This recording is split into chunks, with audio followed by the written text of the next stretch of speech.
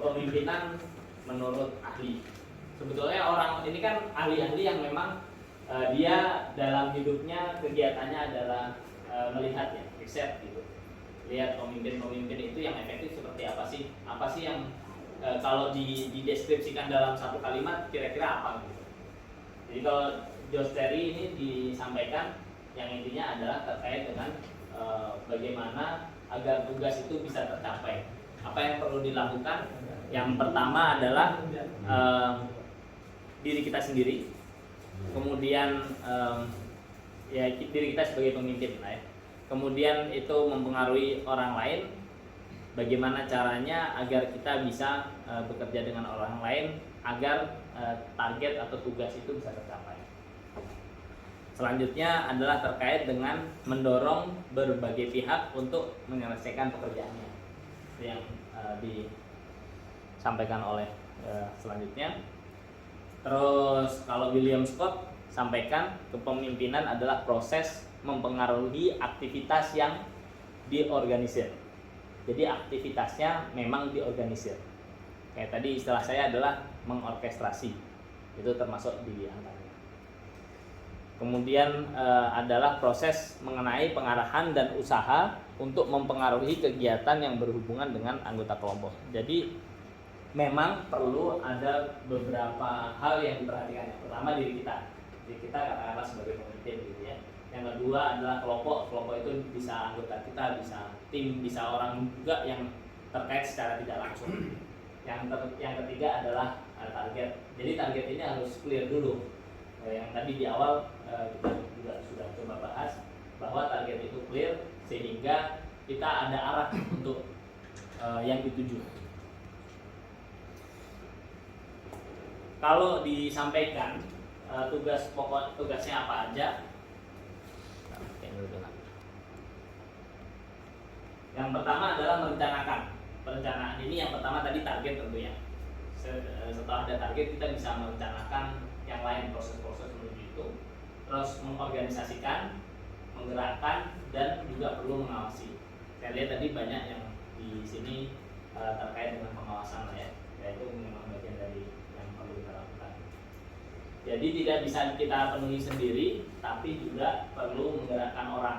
Tadi kita sedikit membahas tentang DISC, apa yang perlu dilakukan, apa yang kurang, apa yang kelebihan yang dimiliki oleh masing-masing karakter tadi. Nah, misalnya karena kita tadi fokus pakai metode DISC, jadi bukan berarti si orang yang D-nya tinggi, I-nya itu pasti rendah dan seterusnya, nggak begitu. Tadi saya sempat tunjukkan alat yang lebih canggih, dia bisa menunjukkan di kasus-kasus tertentu dia cenderung gini, kasus-kasus tertentu dia cenderung gini. Jadi orang itu sebetulnya bisa juga berpindah gitu, memungkinkan. Tapi ya cenderung memang kecenderungannya masih sama-sama aja gitu. Orang yang seperti ini ya cenderungannya begitu, walaupun dia tetap bisa berubah. Ini yang hal-hal umum. Tujuannya apa? Kenapa kita deskripsikan? Ya sehingga kita bisa melihat apa sih yang mungkin belum kita kepikiran gitu selama jadi leader ya.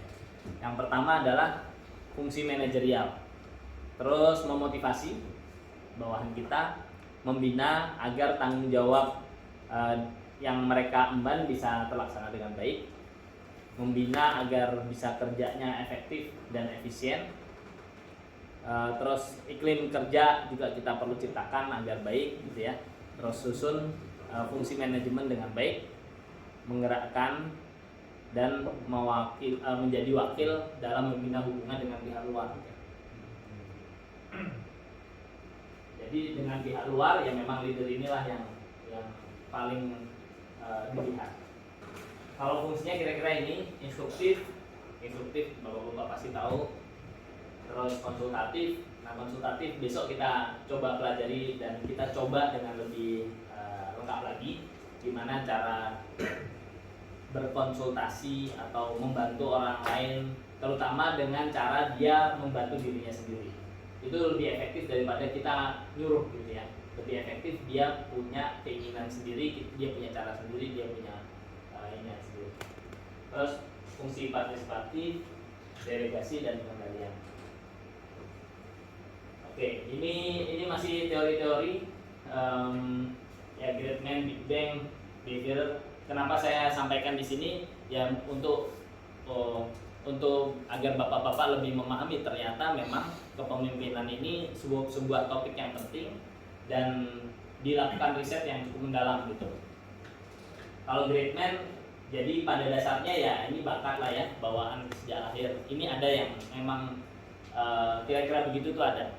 Terus Big Bang, suatu peristiwa besar menciptakan seseorang menjadi pemimpin. Jadi karena kondisi tertentu sehingga seseorang ini istilahnya mungkin agak terpaksa jadi pemimpin, tapi jadi pemimpin juga akhirnya gitu. Dan itu pemimpin yang baik. Itu juga banyak contohnya. Kalau kita yang Great Man ini mudah lah ini. Yang Big Bang mengintegrasikan antara situasi dan pengikut. Ini yang lebih perlu kita lakukan ya. Terus situasi merupakan peristiwa besar seperti ini contoh peristiwanya. Pengikut adalah yang menokohkan seseorang dan bersedia patuh atau taat. Kemudian lagi adalah teori sifat atau teori karakter terkait dengan kepribadian. Jadi seseorang itu bisa jadi pemimpin kalau memiliki sifat yang dibutuhkan untuk jadi pemimpin. Sifat umum efektifnya kecerdasan, kedewasaan, motivasi diri, terus hubungan sosial. Contoh yang kepribadian yaitu fisik gitu ya, teknologi, pemahaman terhadap teknologi yang dipakai, tanggap terhadap masalah, terus pengetahuan memorinya dan seterusnya. Jadi memang kita perlu terus meningkatkan kompetensi kita, apalagi memahami terkait hal-hal yang ada di lingkungan kerja kita. Mungkin teknologi, mungkin ya hal-hal yang terkait lah.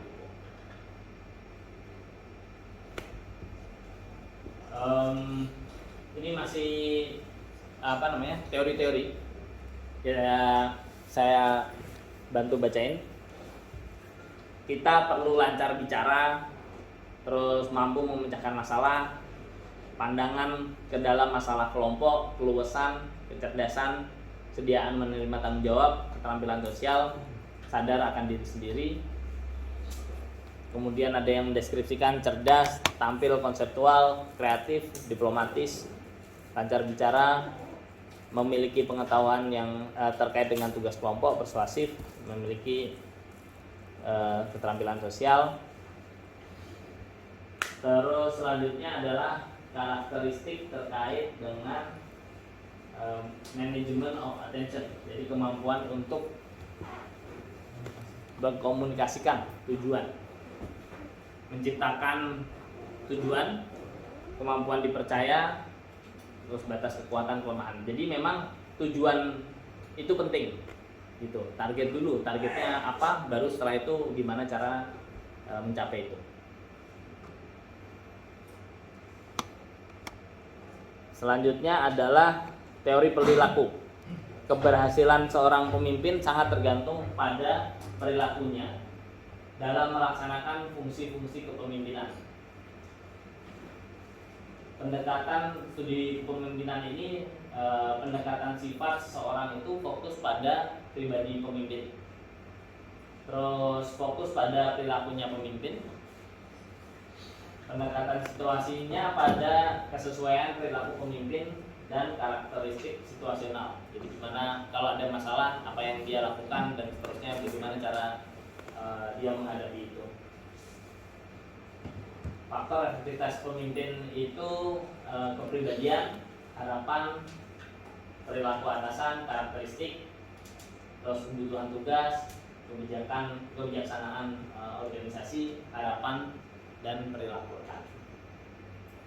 Ya, ini masih terkait hal-hal yang perlu kita lakukan. Nah, seringkali dua hal inilah yang menjadi dasar yang disebut dengan pemimpin dan dari dasar yang disebut dengan manajer. Pak, saya tanya Pak. Ya silakan. Boleh ya? Boleh dong. Boleh kan ini tanya?